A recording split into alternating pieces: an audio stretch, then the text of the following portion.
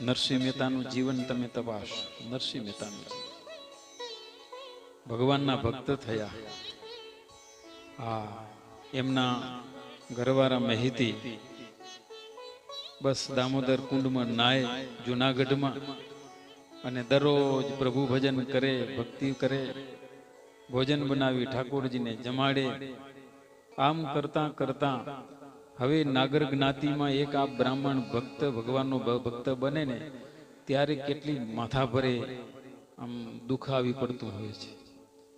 જ્ઞાતિ તરફથી, પોતાના કુટુંબીઓ પરિવાર તરફથી કેટલા મેણા ટોણા એ નરસિંહ મહેતાએ સહન કર્યા છે. એમના ભાઈએ કેટલા મેણા માર્યા, એમની ભાભીએ પણ કેટલા મેણા માર્યા ને આ નરસિંહ મહેતાને મહેતીએ સહન કર્યા. એ જબરું કામ છે. છતાંય તો નરસિંહ મહેતા વાંધો નહીં, ભગવાન કરે છે બધું બરાબર કરે છે. એની નરસિંહ મહેતાની સમજણ ને ધન્યવાદ છે. જ્ઞાતિમાં એક જ ભગવાનનો ભગત નહીં, એ એવો ભગત બન્યો કે એની જગતમાં નામ ના રહી જાય ને એનું અમર નામ થઈ. આખી નાગર જ્ઞાતિ એને નરસિંહો કહીને કહેતી, તરછોડા શબ્દોથી એને હૃદયને ભેદી નાખી એવા શબ્દો કહેતી હતી. પણ એ જ આજ નાગર જ્ઞાતિને નરસિંહ મહેતાએ આંગળી મોઢામાં ગલાવી દીધી. હા, વાહ નરસિંહ વાહ, તે તો જબરું કામ કર્યું. હો, પછી તો કિંમત આવી ગઈ. શા માટે? સોનું દેખાણું. નરસિંહ મહેતાનું જ્યારે બાપાનું કાર્ય કરવું હતું એ વખતે નરસિંહ મહેતાના હાથમાં કશું કઈ નતું. અને જ્યારે જ્યારે 12 વર્ષમાં એકવાર બાપાનું કાર્ય કરવાનું હોય ને એમાં મોટા ભાઈ એ પૈસા વાળા, તો એ બધું કાર્ય કરતા ને નરસિંહ મહેતાના ઘરે આવીને એ કહી જતા, કાલે બાપાનું કામ છે, કાર્ય છે, બધે આવી જાજો ઘરે, રસોઈ કરવા ને ઠામણો ધોવા ને બધા આવી જાજો. નરસિંહ મહેતા કહે ભલે ભાઈ. તો એક દિવસ બન્યું એવું, નરસિંહ મહેતા બહાર અને મહેતી ઘરમાં હતા, અને મોટા ભાઈ આવીને કહી ગયા, ખબર છે બાપાનું કાલે કાર્ય કરવાનું છે. અને થોડાક મેણા ટોણા મારી દીધા એટલે બાઈથી સહન થયું નહીં, બાઈ રડી પડ્યા. બાપો તો અમારાય છે, જેમ તમારા છે તેમ અમારાય પણ છે, અને આવા કોઈ કઠણ વેચન કહીને તમે આમ બોલાવો છો. બસ ગરીબ જાણીને જેમ તમે બાપાનું કાર્ય કરી શકશો તેમ આવતીકાલે અમે પણ કરી શકશું. આટલા વેચન કહીને ઓલિયાનને થોડુંક લાગી આવ્યું કડક. આટલું કીધું ને ભાગી છૂટ્યા. હો, એક મનમાં તો ડંસ તો પડ્યો તો ભગવાનનો ભગતડો થયો છે. અને એમાંય પાછું મેતીએ થોડાક મીઠા શબ્દો કહી દીધા ને થોડુંક લાગી આવી. હવે જોઈ લઈ. પછી નરસિંહ મહેતા આવ્યા ને પછી મહેતીએ નરસિંહ સ્વામીનાથને કીધું, સ્વામી મોટા ભાઈ આવ્યા હતા અને બધી વાતો કરીને થોડાક કડવા વચન કીધાથી મારેથી રહેવાનું નહીં, એટલે મેં થોડુંક કહી દીધું કે બાપાનું કાર્ય આપણે કાલે કરવાનું છે, તમે જાઓ 2 બ્રાહ્મણોને આમંત્રણ દી આવો.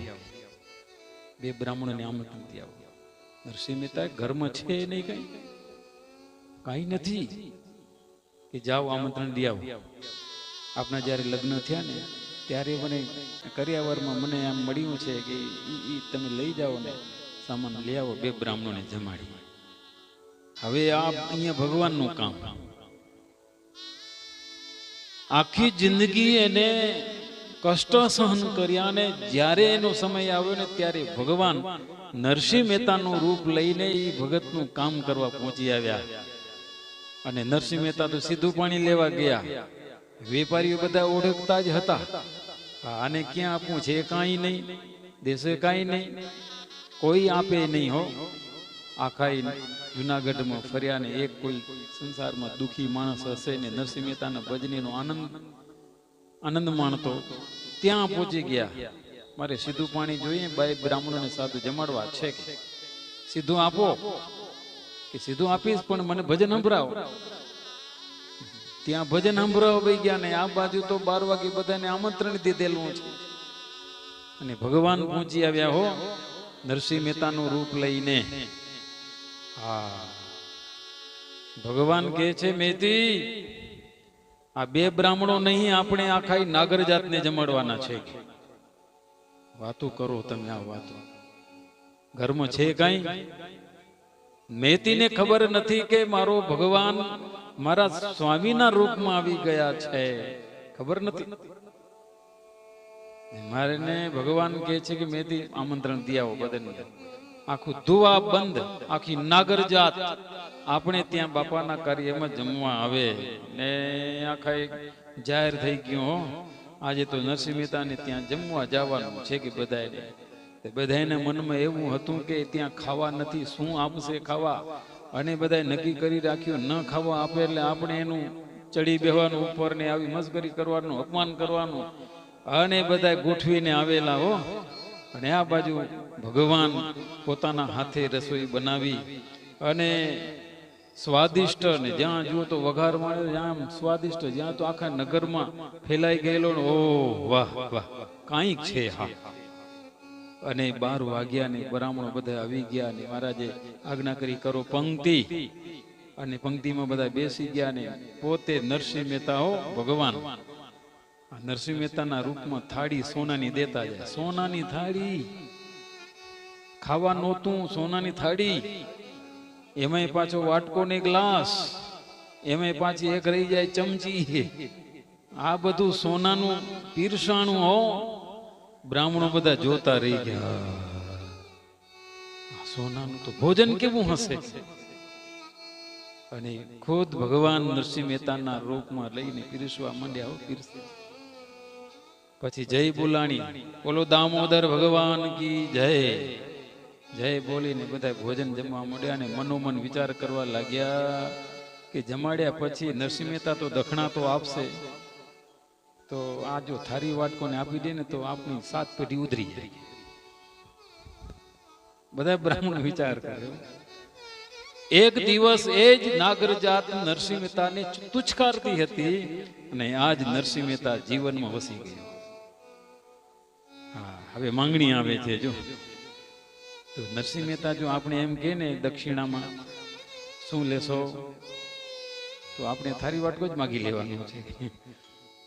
ને આ બધું ભગવાન તો જાણે છે, અંતર્જામી છે.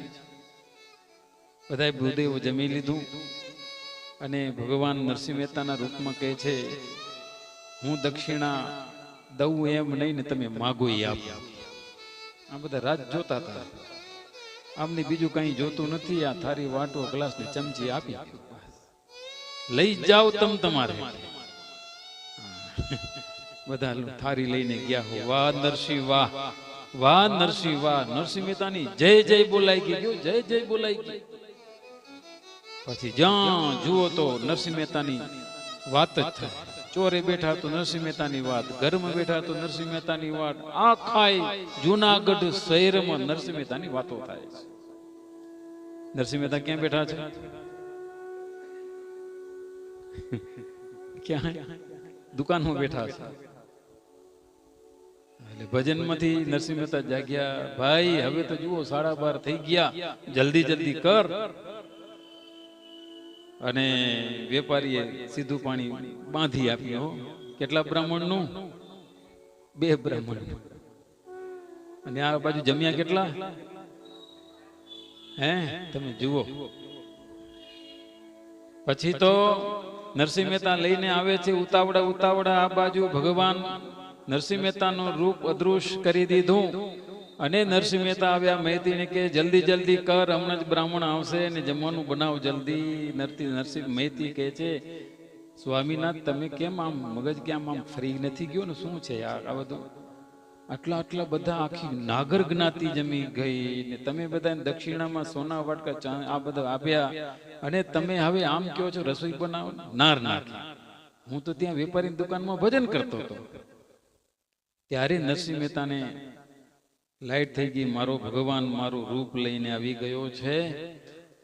અને માહિતી કે તમને જો ન આ મનમાં ફીટ થતું હોય ને તો જાઓ જુનાગઢમાં બ્રાહ્મણોના ઘરે જાઓ, પછી તમે શાંખ પૂરો, હા શાંખ લેવા જાઓ, પૂછો તમે મારા ઘરે જમવા આવ્યા હતા? બધાને જઈને પૂછો. નરસિંહ મહેતા પૂછવા ગયા. 2 ઘરમાં પૂછ્યું ને તો કે તમારા ઘરે જમવા આવ્યા હતા ને આરી નિશાની કીધી, સોનાની વાટકી ને સોનાનું ગ્લાસ ને આ જોયું. હે વાહ નરસિંહ હતા વાહ, અમે તો તમને તુચકારા શબ્દ આપ્યા ને હવે અમને માફી આપી હતી બાપ. કહેવાનું એ કે નરસિંહ મહેતાએ કષ્ટ સહન કર્યું ને એની પાછળનું ફળ તમે જુઓ, કેટલી ભગવાનની એમના ઉપર કૃપા. જ્યારે જીવન એનું પવિત્ર બન્યું ને લાયકાત બનીને ત્યારે ભગવાન એના એ કામ કરતા હોય છે. એટલા માટે નિષ્કુળાનંદ સ્વામી કહે છે, એમ ભક્ત ભગવાનના આવે કષ્ટે શોધાય આપ, નિષ્કુળાનંદ એ ભક્તનો વળી વધે અધિક પ્રતાપ. અધિક દુનિયામાં પ્રતાપ વધે છે.